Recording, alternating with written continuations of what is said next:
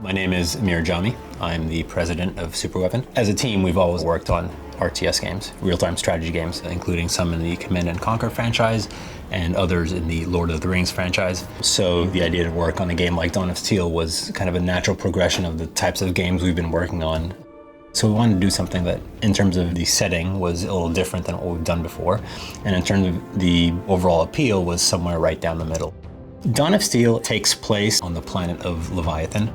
There was a discovery of this precious new resource on Leviathan, which we call plasma, that would solve a lot of the energy woes that exist back on Earth. You're in charge of setting up an operation to harvest this resource.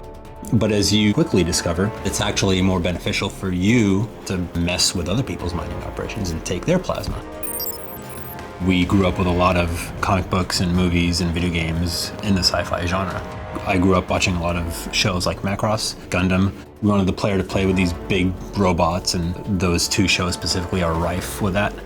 We looked to other video games that we grew up playing, games like Halo as an example. More recently, movies like Pacific Rim provided a lot of inspiration for us.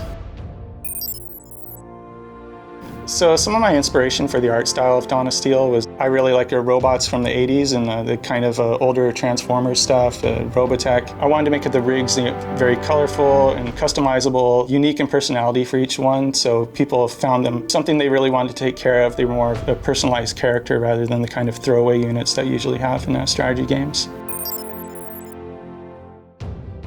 For the environment art, we wanted to do something that was more interesting than just having the robots work around in a high-tech city. We thought it would be more interesting juxtaposition to have the robots in something like an Avatar, very fantasy, colorful jungle. Really interesting stuff, so it'll be really outstanding and different than what's kind of out there already.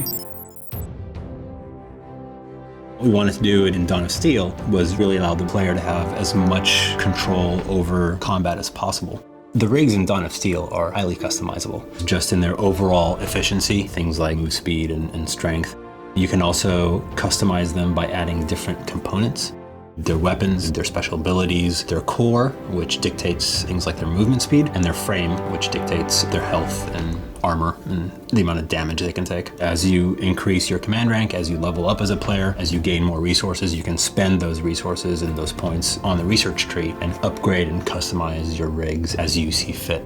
When you look at Dawn of Steel, it looks like a sci-fi game. That doesn't mean that it's strictly intended for the hardcore sci-fi gamers that are on there. We are well aware of the platform that we're developing on, and it's still a relatively young platform. So we understand that not everybody is going to be as adept at gaming as they probably are on PC. So we specifically designed for that. I think a casual player will be able to pick up the game and have a great time.